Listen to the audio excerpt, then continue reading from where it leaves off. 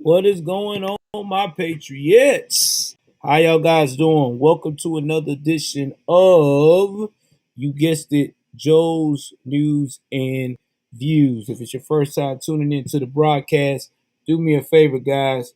Go ahead on and hit that like button, hit that subscribe button, hit that notification bell up top.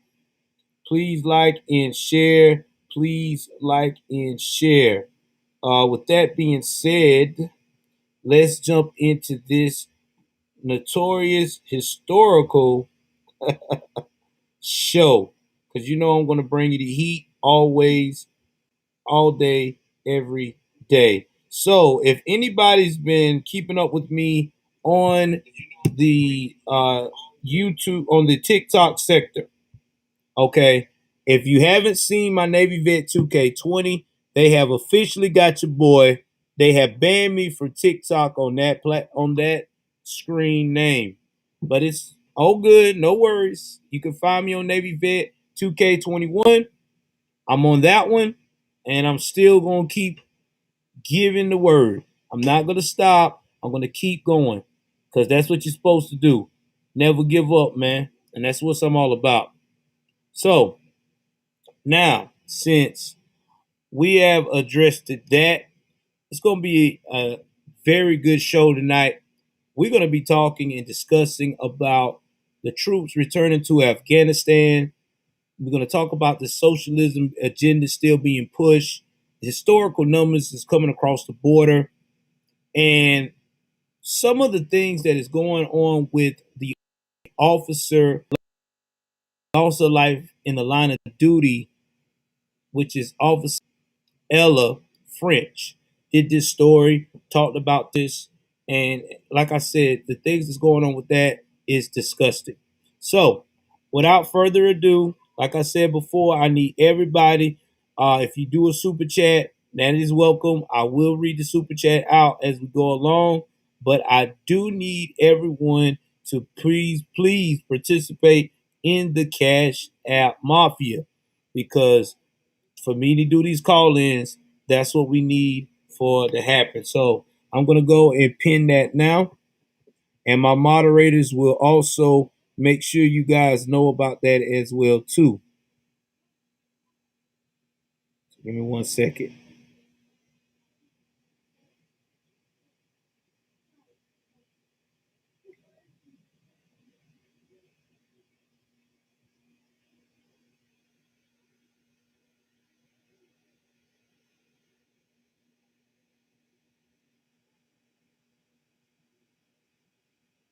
All right. Like I said before, support your favorite content creator. All right. Now that has been discussed.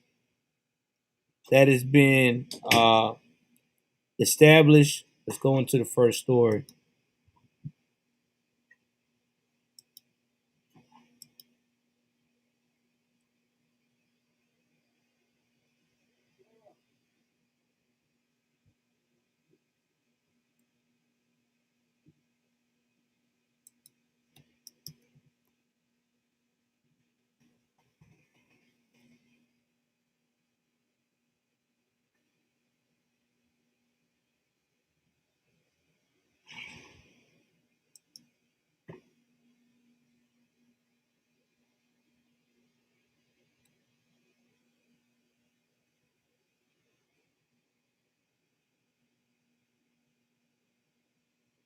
All right. So we about to go up here and share this story. If I could get some video audio, I will, but I don't think I will have too much video audio on this.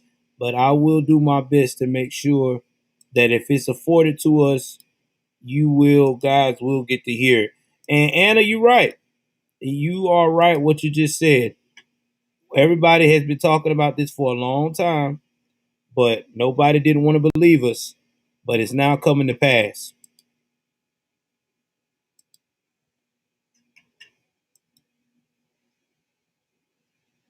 It's now coming to pass.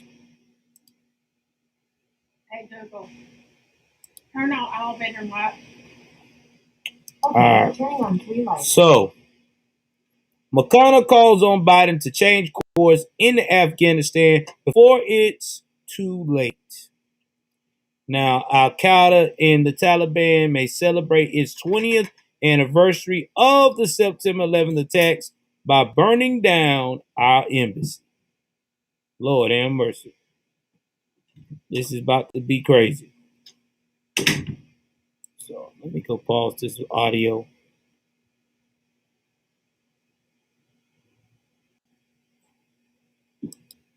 I have a realization. I'm not even supposed to be doing this, and I'm just thankful to be able to wake up today. And just like that, I hate when it plays automatically like that. I'm excited.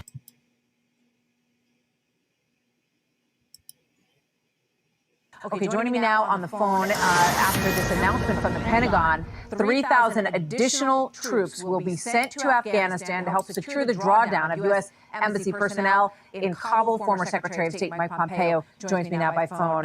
Secretary Pompeo, good to have you here. So you listened to all of that. Your reaction, what do you think about this move? Well, it looks like this was poor planning, poor leadership, and that the model of deterrence that the Trump administration had in place as we prepared to bring the soldiers, sailors, Marines, everybody who's on the ground there home, looks like they've not been able to execute this. Martha, you know this. Big strategy depends on planning and execution. Looks like there's a bit of panic.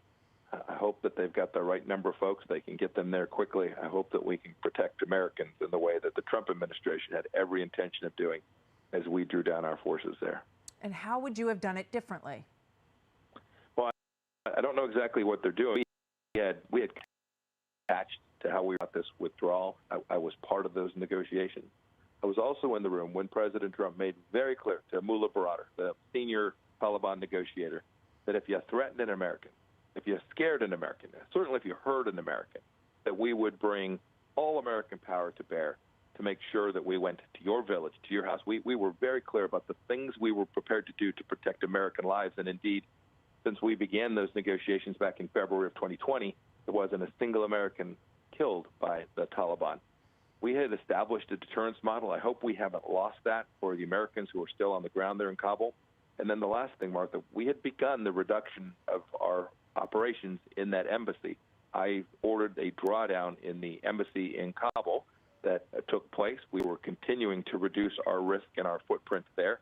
I hope that they continue down that path. I hope that we are now in a place we can get our folks out of there in a way that is rational and consistent, not only with the need to get our Americans home, but making sure that this ungoverned space doesn't become another hotbed for Al-Qaeda or ISIS or some other radical Islamic terrorist group. And just like that, my mind is going to the right place. How you going? Removal of our remaining personnel works. What if that's not enough to protect that area from the Taliban? I mean, if they're sending in 3,000 people to get out 2,500, is 600 going to be enough? And are those people going to be safe on the ground without additional support? Well, I'm pretty confident our military understands the mission set to protect the homeland from an attack emanating out of Afghanistan. And so the precise number of people on the ground is something we focus on. Going to improve yourself today. It's not from the Taliban, right? It's from the fact that the Taliban will play footsie with terrorists like Al-Qaeda. There are fewer than 200 Al-Qaeda remaining inside of Afghanistan. That's the target set. It's to protect America, right? We're now, goodness, 4 weeks out from the 20th anniversary of an attack that came from that place.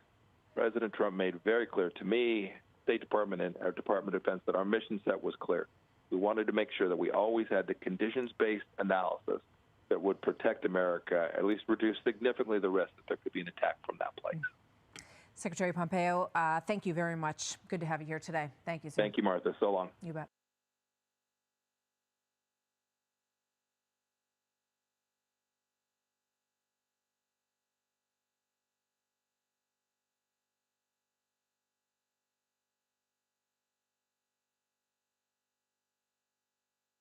All right. Y'all saw that. Y'all heard that. Let me go put my stuff back on here. Now, I'm gonna answer this. When he was saying that he hoped that they had the deterrent in place, they do not. The deterrent is gone. Ever since they have taken over, they're not going to do the same things they did with the Trump administration, because everything that President Trump has done before, they're trying to walk away from it. They're not trying, they are. They're doing the total opposite. So I'm quite sure that the deterrence is gone. I'm quite sure that Sleepy Joe, has not stood his ground like President Trump did and put the fear of God in these terrorists. They know that Biden is a softy. They know that he'll do anything what the woke says. And let me tell y'all something. These guys do research on us like we do on them. You don't think they know what's going on in this country with all this woke politics and don't do this and don't do that? They're already ahead of the head of the game. So currently they're laughing at us. Y'all hit that like button while you're coming in. They laughing at us. So they're not taking us seriously. And you can't blame them. Why would I? Why would I? You're a joke. And that's exactly what they're treating this as. And it's going to get worse than better. That's why before it gets better, it's going to get a lot worse. And here's the thing that's going on too. They are currently right now sending troops to evacuate the personnel that works at the U.S. Embassy because they have a feeling that these terrorists that's overrunning the country because Joe decided that they had to go are definitely going to try to come at the American people. And who are they going to come after and send a direct, hey, don't fuck with us, I'm ready to get down for anything? They're going to go right after the American embassy. Anything U.S., it's an easy target. So let's get right to what else is going on here, because I want to make sure I give y'all everything.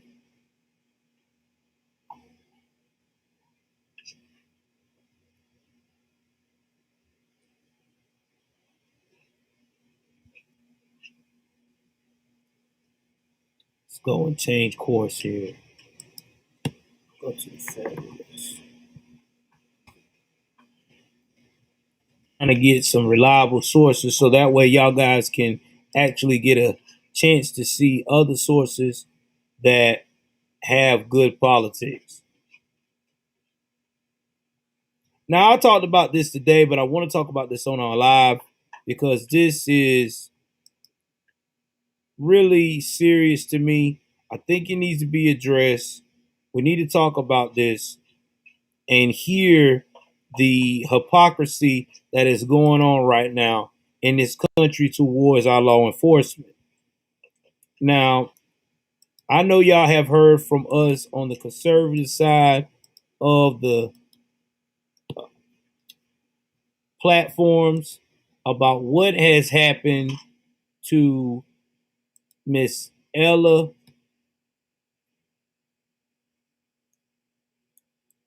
to what happened to the officer, Miss Ella French. Got to get my word together. Now, what happened with Miss Ella French was disgusting. It was terrible. That should never happen to anybody. But right now, Chicago is having another problem, especially Lori Lightfoot, aka Beetlejuice. Her problem is because these officers that leads the officer unions, the head of the officer unions, are calling her out and the superintendent that's supposed to be over these officers. I don't know if he's a prize superintendent or whatever. He's talking about how the leadership is disgusting. Now, there was reports, what's up, y'all, that said that when this young lady's funeral was supposed to start, which was yesterday, to pay homage to her for the traditional funeral they have in Chicago, they would not allow the people to play the bagpipes. They were quoted saying that the superintendent said, we don't have time for that, complained about what was going on with COVID and all this, that, and the third. Let's hurry up and get it on out the way. And rush the processions. Now, this is what happened by the first deputy police superintendent, Eric Carter, called off the honor guard. Now, he tried to say, oh, it's not that. That's not what happened. Well, you can fool me, buddy, because not why would everybody in unison, more than one people close to you, close to the situation, are saying that's what you said? Because this is that words they said. He said, quote, we're not waiting on the bagpipes because we don't have time for this shit. And Carter got French's name wrong. Tell me how out of touch you are with your police officers. That they putting their life on the line and they die. You ain't got time to give them a proper memorial. That's why 1,000 cops have quit in this month in Chicago. Because they're not feeling like, why should I continue to try to protect people when if I die, I got superintendents and a mayor that's going to say, we don't got time to have you a honor guard funeral because it's interfering on our time. So fuck you. That's basically what you're saying. I'm telling you, this is not good. And Lightfoot backed this man's decision not to have a proper honor guard. That lets you know right there how destructive and how messed up she is towards her officers. And that's why her officers have no respect for her. That's why nobody has respect for Lori Lightfoot and her administration. Because they're running to the ground.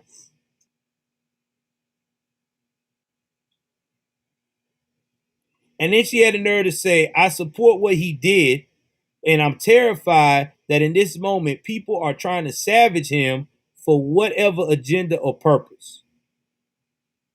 I would just caution you all, be careful, be careful. Check your sources. Make sure they're accurate. Get the right context. Because I know firsthand it's really hard when the media becomes ferocious and propagating a story that's just not true. What do you mean it's not true? The girl didn't have a proper funeral. The honor guard wasn't there. Talking about COVID protocols. Y'all, how's it COVID protocols? Y'all didn't practice COVID protocols when y'all was having Lupuza, the festival. Y'all was out here, no mask, shaking your asses. Y'all ain't talked about that. Like it says, rules for thee, but not for me.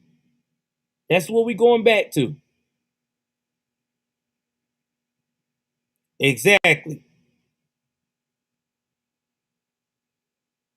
You know, it's sad, man. It's sad. And then you got 75 Chicagoans in fear of their lives, can't even go outside because they're scared they're going to get shot or murdered. Mass shootings happen every weekend.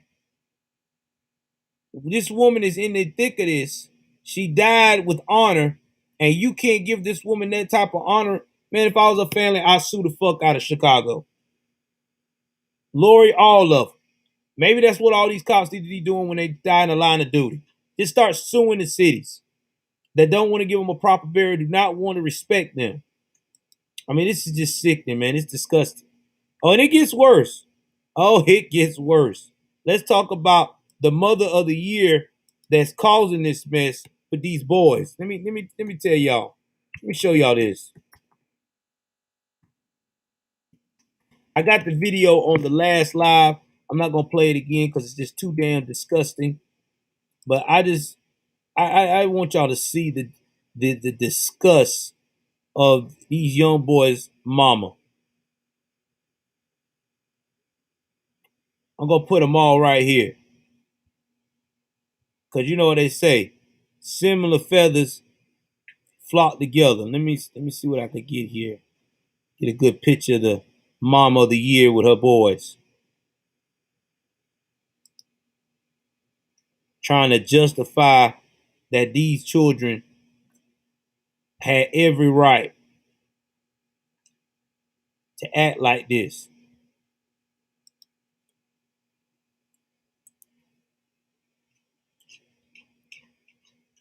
When in all reality, she's just as disgusting as the sons are. Because they are a representation of you. If you act like this, guess what? That's why the children act like this. Her name is Evelina Flores.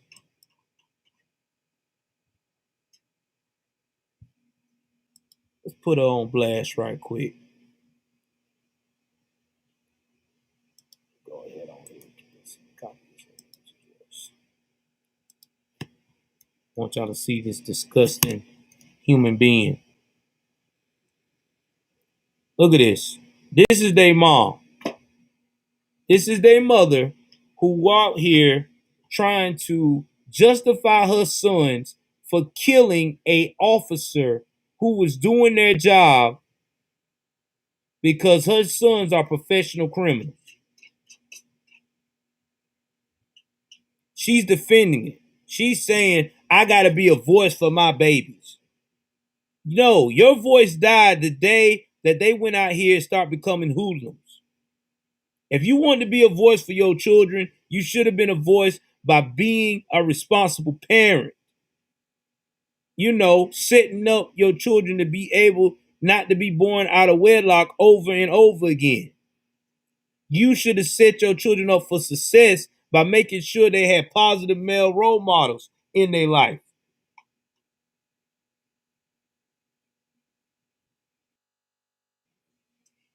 You one of those women that all your life you've been good your looks, and that's how you out here getting away with shit. Well, guess what?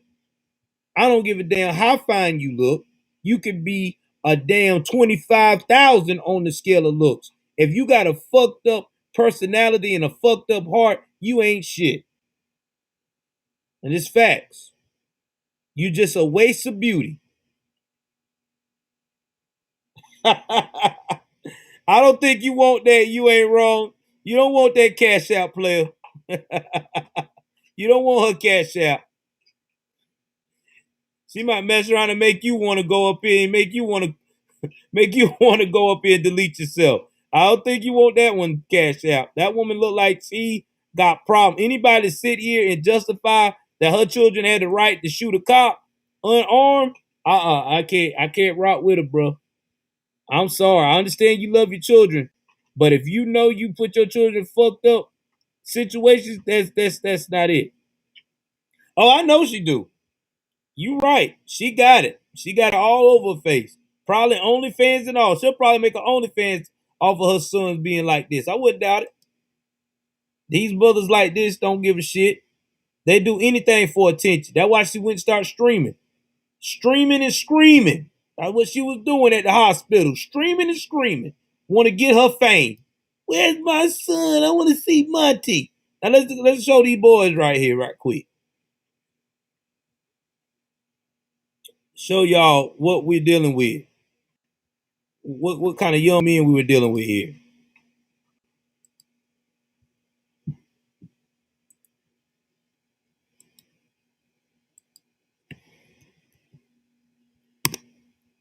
Let's show y'all this.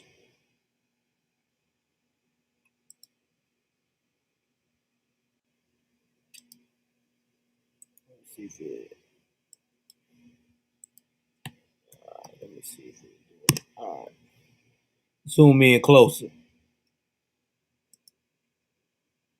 At first, they look innocent, somewhat, like your normal little teenagers. But there's more pictures. Don't worry. They got it all out here. Show you some more. One on the Cash App.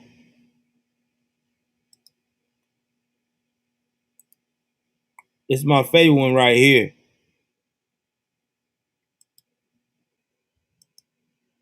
Because this is going to be another example why fathers need to be in the home.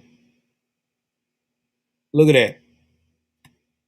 Fuck 12 on Chief. See that? This is what happens when you don't got fathers in the home.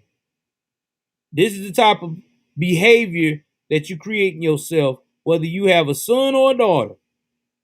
But yet still the Wokians talking about fathers are not important. Single women are the best. Okay. I'm not knocking all single mothers. There's some single mothers that really did put in some work and did the best they could. But a lot of them ain't like that.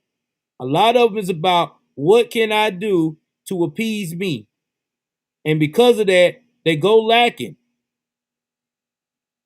They go lacking. Yeah, they look like Michael Jackson. Michael Jackson on that shit. And this is what you get.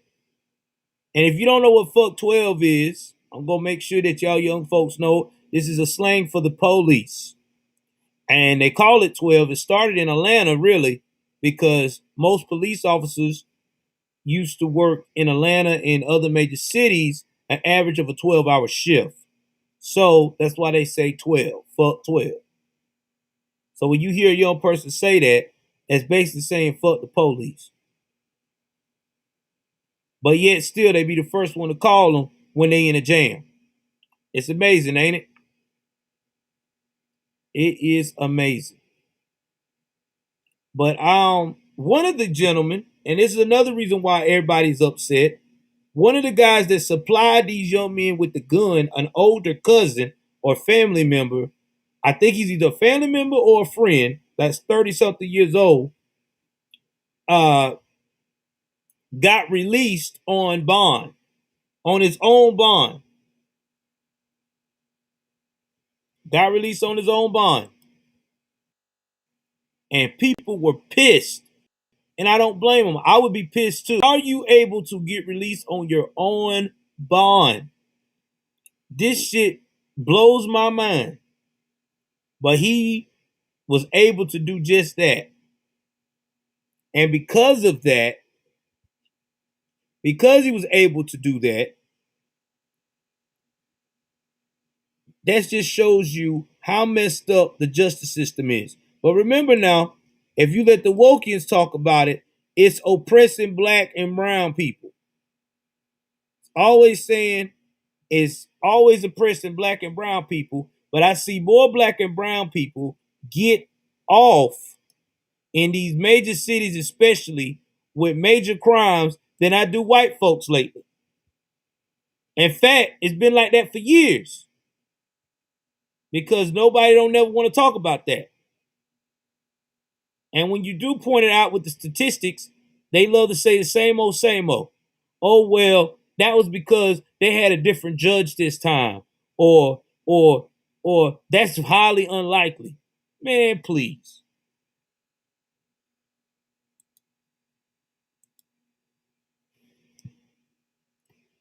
Let's stop this for a minute. Let's go and talk about some more issues that's going on right now. Talk about this school teacher here. It's gonna blow y'all mind.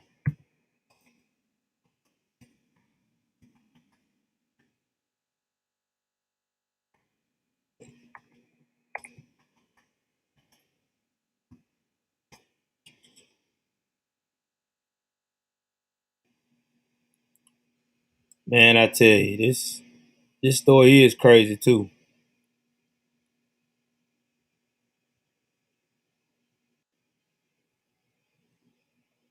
Let's see. Let's see what else it is.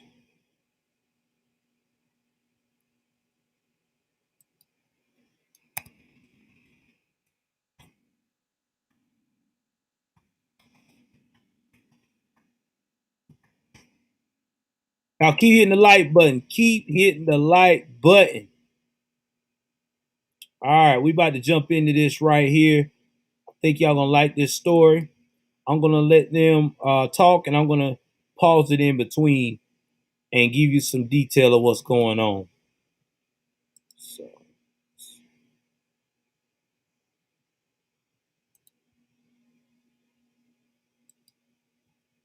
parent files complaint against Atlanta elementary school, alleges is segregating classes. Oh, this is about to be fun. I know we're going to have an ad go through it, but hey. This is out of WSB TV Atlanta.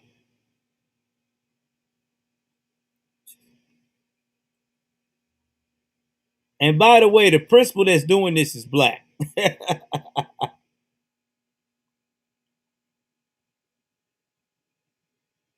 All right, let me go put this in.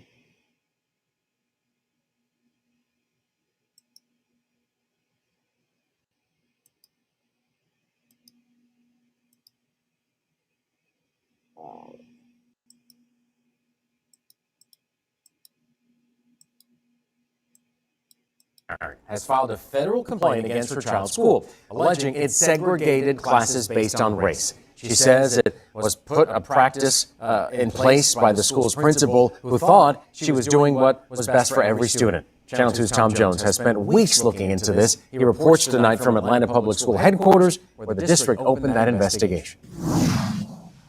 Yes, the school district here has looked into these allegations and says it has taken action. Still, parent Kyla Posey says she can't believe a principal thought separating students according to race was a good idea. We've lost sleep trying to figure out, like, why would a person do this? Kyla Posey says she was stunned when she learned about classes segregated by race at Maryland Elementary last year, a practice she says was put in place and condoned by Principal Sharon Briscoe. First, it was just disbelief that I was having this conversation in 2020 with a person that looks just like me, a black woman. It's segregating classrooms. All right, I'm going to pause it right here for a minute. So, this woman right here, at first when I seen her, I thought she was like mixed with Mid-Eastern, but I guess just the way she takes care of her skin and it glistens like that, which is awesome. But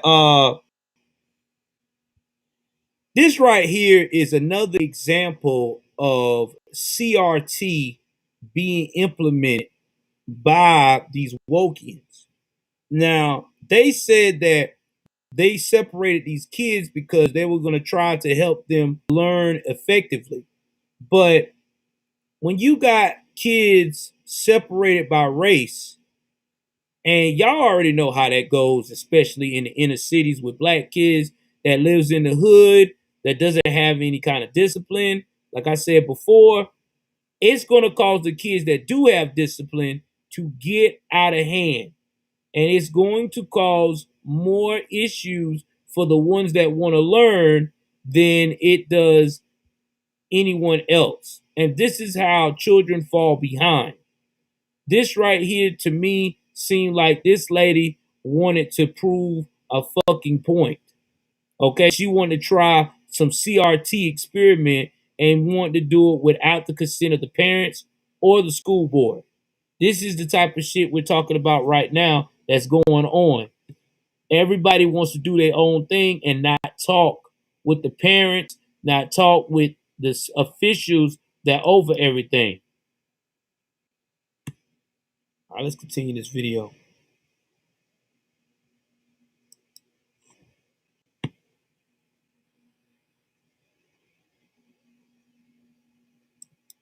You cannot segregate classrooms. You can't do it. Posey says she found out the school black students in two separate classes with two separate teachers. The white kids were placed in 6 classes with 6 different teachers. The parent says she found this out when she let Briscoe know she wanted her child placed in the classroom of a teacher she thought would be a good fit. Posey says the principal said that wouldn't work. She said that that's not one of the black classes, and I immediately said, what does that mean? I was confused.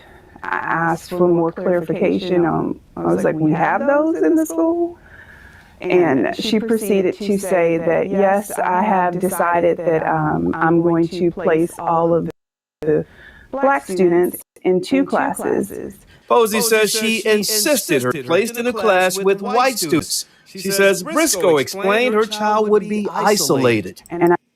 Now, you heard that, right? They told her This sister right here, and I want y'all to, I'm not going to rewind back, but this sister that's talking about her child, you can tell she's highly articulate.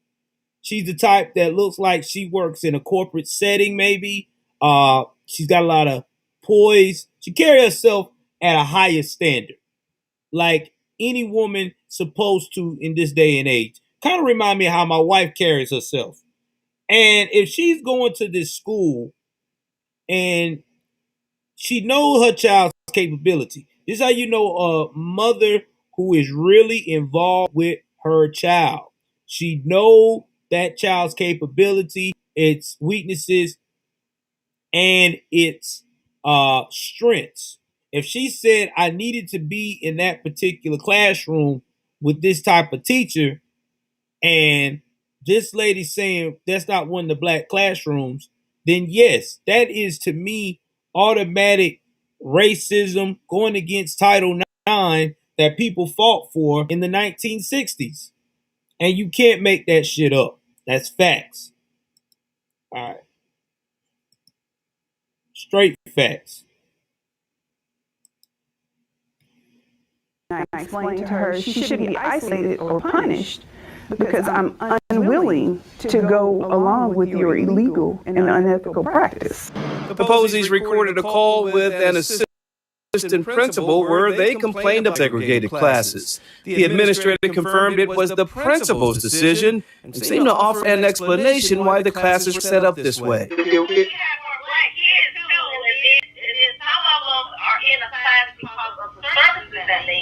Kyla Posey has filed this discrimination complaint with the U.S. Department of Education's Office of Civil Rights. Her attorney, Cherie Shields, says what's going on at Mary Lynn is a violation of Title VI of the Civil Rights Act of 1964. Title VI of the Civil Rights Act of 1964 says that you cannot treat one group of people differently based upon race, and that is what is going on at Mary Lynn. I reached out to Atlanta Public Schools about Posey's allegations. The school district sent me this statement. Atlanta Public Schools does not condone the assigning of students to classrooms based on race. The district conducted a review of the allegations, appropriate actions were taken to address the issue, and the matter was closed. The district did not say what actions it took. Posey isn't satisfied. All right. Now, when you get a school district that tells you when a teacher or principal has violated the rights of a student in this type of situation, and they give you that spiel, oh, we handle it internally. We went and we did investigation and we closed it out. Let me tell you guys what's going on. They basically had a talk with this lady and say, yo, don't do that again. We just gonna go ahead on. You got nothing to worry about. We'll make this disappear. That's basically what that was. They do that a lot with a lot of these popular teachers, principals that's in their buddy system. Oh, don't worry. She's going to. She's going to. You're so cool. She's going to. Oh, believe that. Believe that. Like I said, this lady is highly intelligent. I can tell by the way this woman whole swag was on the camera. She's not one of these, I'm going to act the fool. You can tell by the father that was on the line. He's one of those guys that he's going to get it. He's going to get to the bottom of this. Believe that. This is what you call a family that's a nuclear family. You got her and her husband on the phone with everybody together. So that lets you know this is one of these families that's probably very conservative, or if they are liberal, they're very centrist. Let's put it that way. Very centrist. Let's continue playing this right here. Almost over. She wants the principal and her administration removed for even allowing a system of segregated classes at the school. My community, had they known about this, would probably be extremely upset, the black parents, but also white parents. And the Posies are waiting for the U.S. Department of Education to wrap up its investigation. I'm Tom Jones for WSB Tonight. All right, I'm going to stop this right quick. I'm going to tell you how this is going to go down. Because the Department of Investigation right now is under Biden in the Klan. Did you know? So, with them being under Biden in the Klan, they're not trying. I'm going to tell you right now, they're going to try to take their sweet ass time. We know how Biden and work. We know how they operate. They're going to take their sweet ass time. That's just how it's going to happen. Let's see how many likes we got so far. All right, guys. We had 11 likes. Let's try to get to 15. Let's try to get to 15. Please share. Please share. Cash App is still up. The Cash App is still up. Also, too, Super Chats is still up. The Super Chats is still up as well. If you can't be a part of the Cash App Mafia, you can do the Super Chats. We got 8 in. Let's try to see if we can get to about 20. Because I was going to try to do call-ins, but I can't do call-ins with 8. So we got to get more people in. All right.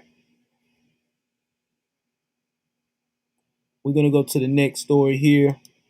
Let's talk about this border. Let's talk about the border.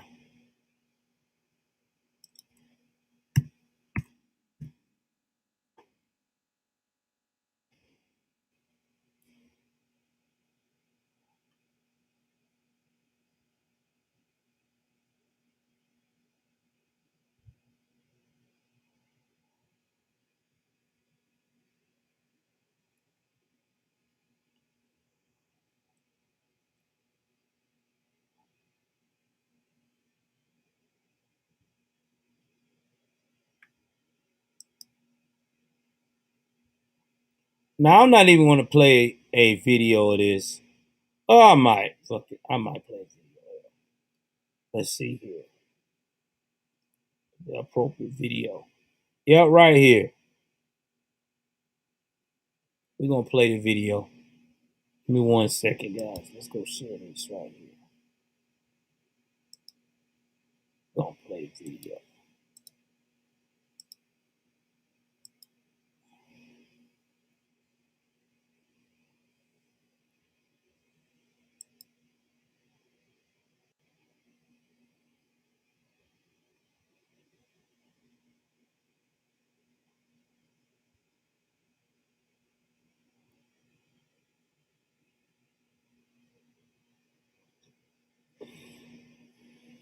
Give it a chance to load.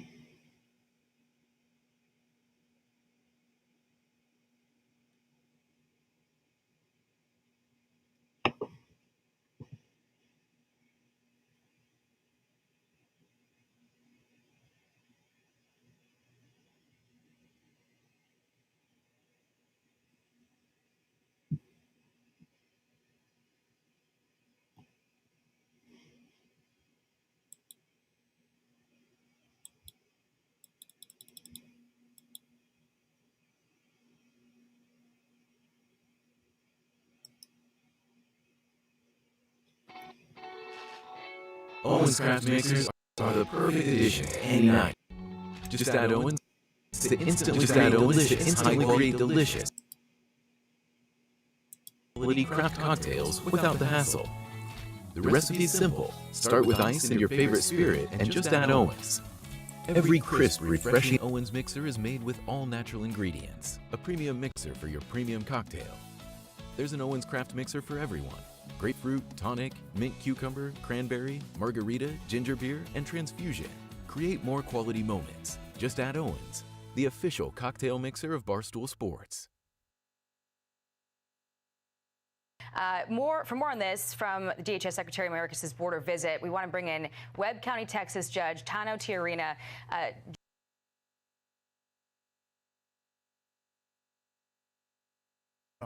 Tonight we hear about the massive challenges along the southern border from the man who is about to take on the job of trying to deal with all of them. Chief Correspondent Jonathan Hunt is in La Jolla, Texas. again tonight with the soon-to-be new head of the Border Patrol. Chief Raul Ortiz has 3 decades with Border Patrol. His appointment to lead the agency becomes official on Sunday, and he doesn't mince words about what he believes will likely be the greatest challenge of his career. In my 30 years, this is the most complicated situation I've ever experienced. With migrants flooding the border all night and all day, every day, Chief Ortiz confirmed new July apprehension figures will be the highest in more than 20 years. Our official numbers will come out tomorrow, but I will tell you that they increased this month over last month, and we've seen steady increases over the last 4 or 5 months. Over 210,000? Yeah, I believe it's going to be over that. Comfortably over?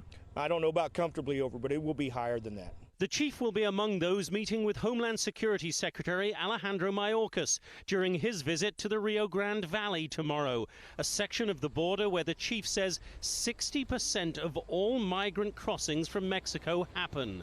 His agents, he says, are tired, but doing their job every day with, as he put it, humanity and professionalism. Los niños tienen que tener menos de 18 años de edad. He says, like all previous surges, there will be an inflection point. It will drop off. But he says it needs a whole-of-government approach, and that is the message he will deliver to Secretary Mayorkas tomorrow. If we have this whole-of-government approach, I do think we can turn the tide on this.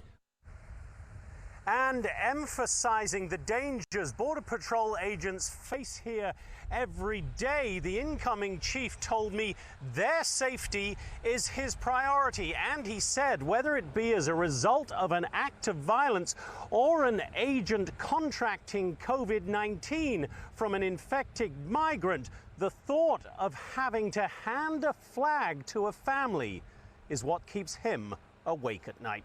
Brett? Jonathan Hunt along the border again tonight. Jonathan, thank you.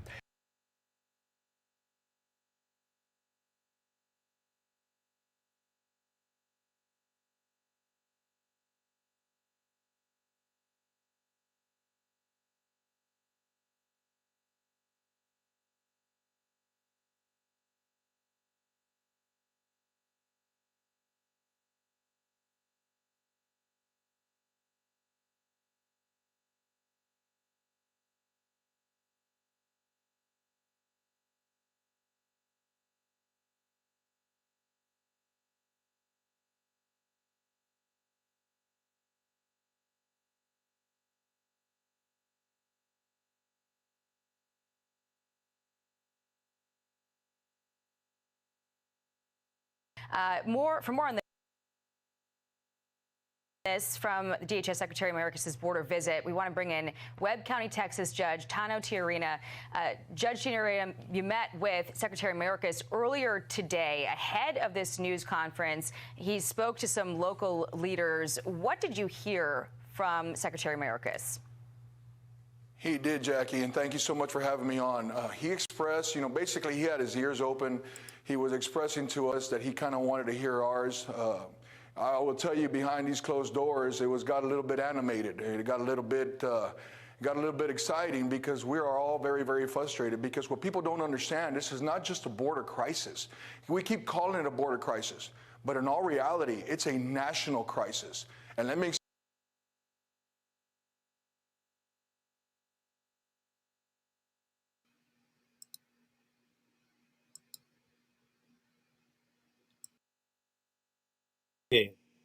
This is not a border crisis.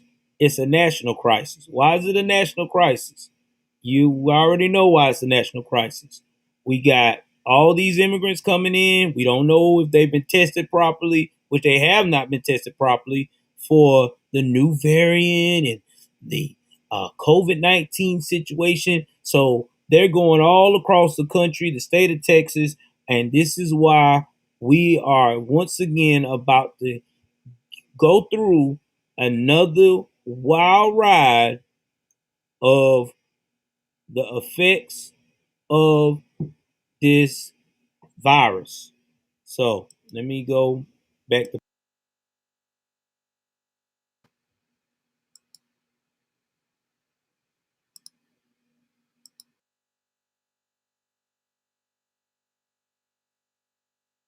explain to you what's going on. What's happening is that all these immigrants, these RIMs, refugees, immigrants, and migrants that are coming in, undocumented. Trust me, we believe the process of being legally come to the United States. But illegally, what's happening is the COVID situation. 2014, 2019, no different. We had a lot of immigrants coming in from all different places around the world.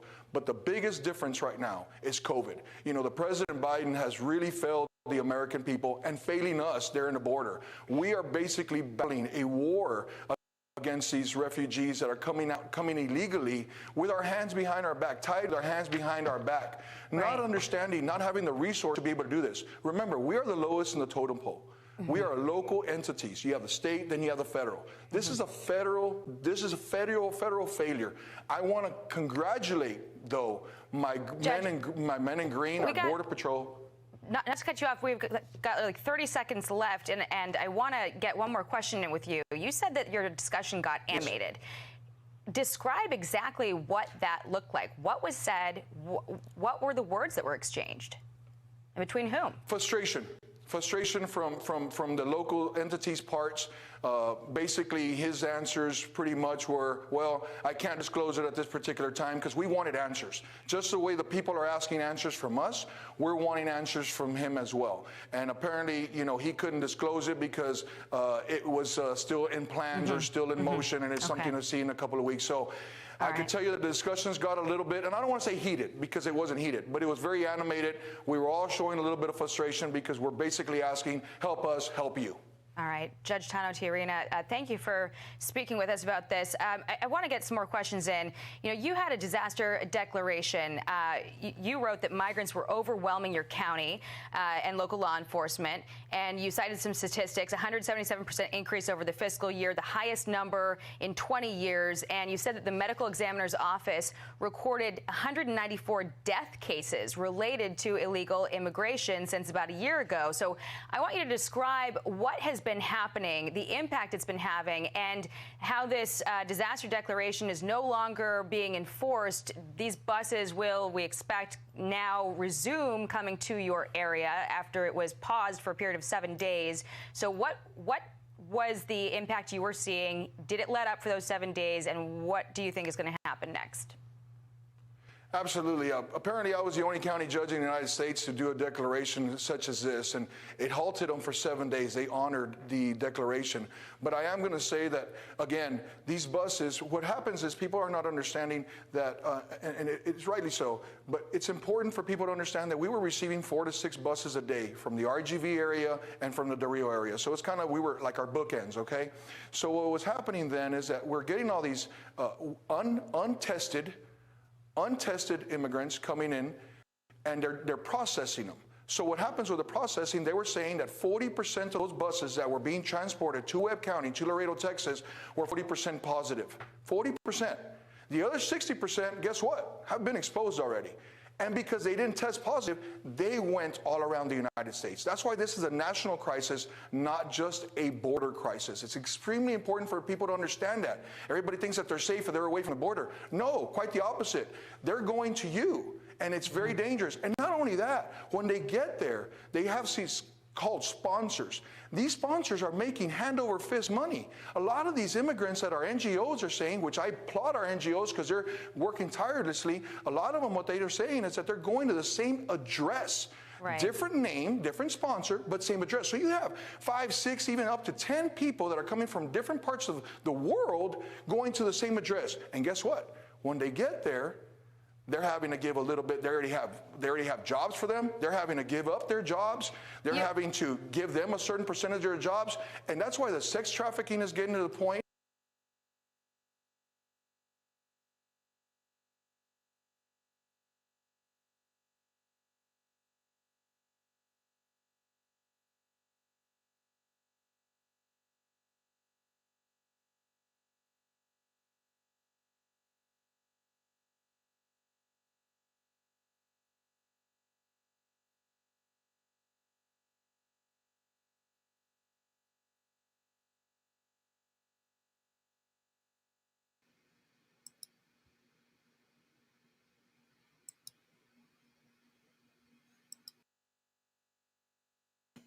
All right, I know y'all can hear me now. I just want to make sure that was working. So this is another example, guys, of what we were talking about in my last stream. Okay? We've been talking about this. They were shipping people out all through the whole time. They have been shipping people out. And now it has starting to come back and bite us in the behind because things are rising. And what did I tell you about the job situation? I had said that a lot of these people that were going with these sponsors is like a network already got jobs lined up for them. And the sex trafficking, I knew that was going to happen because you think about it. You got the cartels involved. They know people already in the United States over here that's in cahoots with them. It's an all money grab. It's a money grab all the way around. And let me tell you why else it's another money grab. And why Mexico is not fighting all these people coming into the U.S. Because when they start working here in the U.S., guess who gets that money back? Mexico. Because they sending that money back home to Mexico, the American dollar. American dollar is powerful in Mexico. Shitload of pesos off that American dollar. So it keeps their economy breathing along with the corruption and all that other illegal cartel shit that's going on. So it's a win-win. That's why they'll never stop this hustle right now.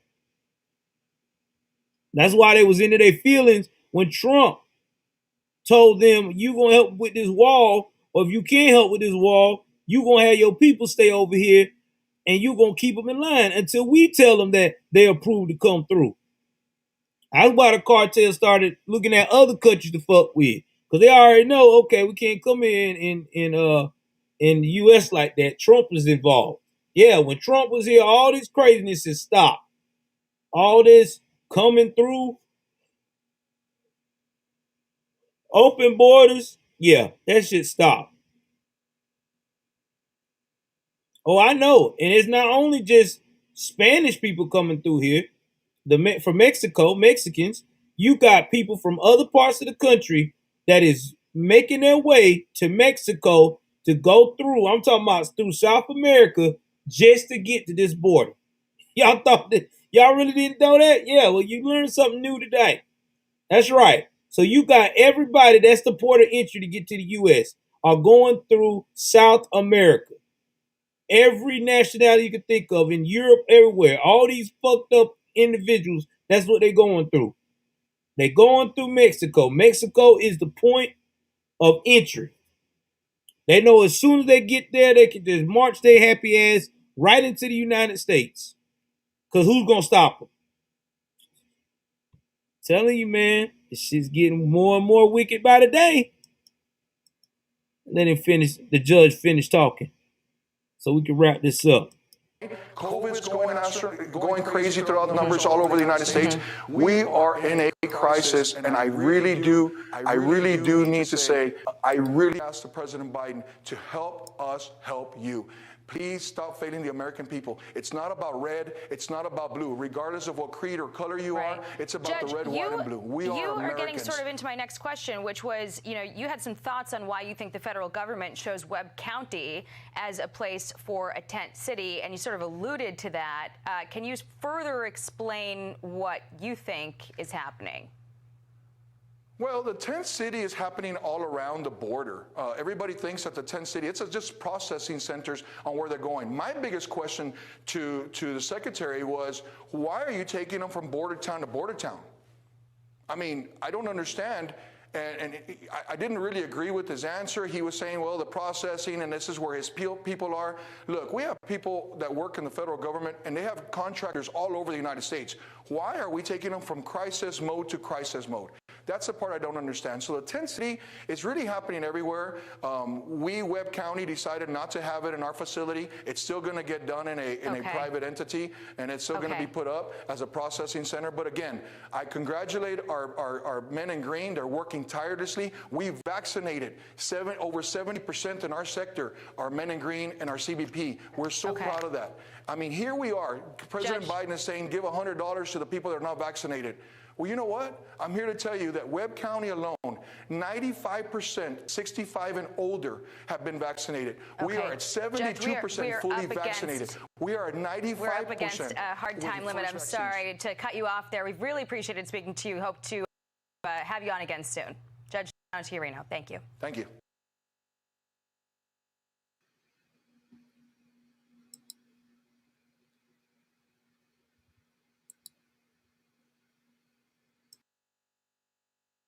They need to have him on Carson Tucker because he got a lot to provide. Shout out to that judge. We need more judges like this. This is what's going on, guys. This is the actual situation that's going on in America right now. We have no representation. We have no leadership. And now we have all of this madness to the point of no return. And people are tired. You can't blame them. They're tired. They're very tired. And David, I'm quite sure she was talking over because they was pressed for a time. You know, when you go on these segments, they give you a certain time, and you know things happen. He got into the topic. I mean, at least she ain't like CNN. CNN would have been trying to say that everything he's saying is a lie. You know how CNN get down.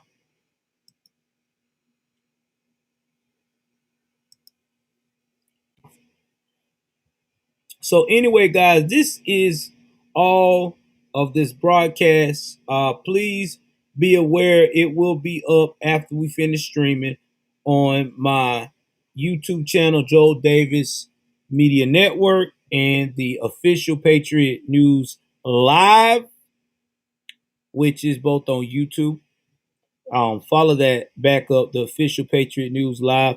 Also, it will definitely be up on my podcast. I will do all my podcasting uploads tonight before I go to bed because it's pretty much a quick process.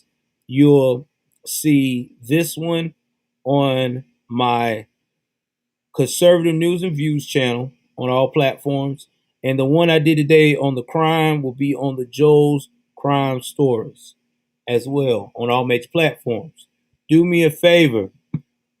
Take the time to listen to the platforms of any of those.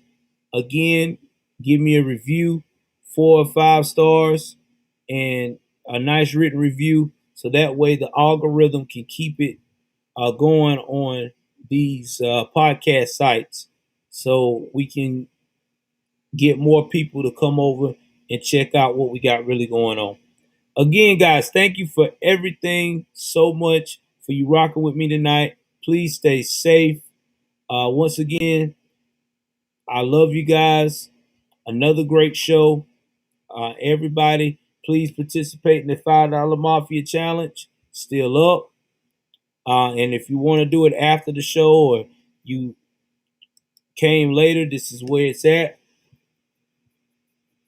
It'll be on here through the whole time while I'm in and out. I love you guys. Take care of yourself and each other.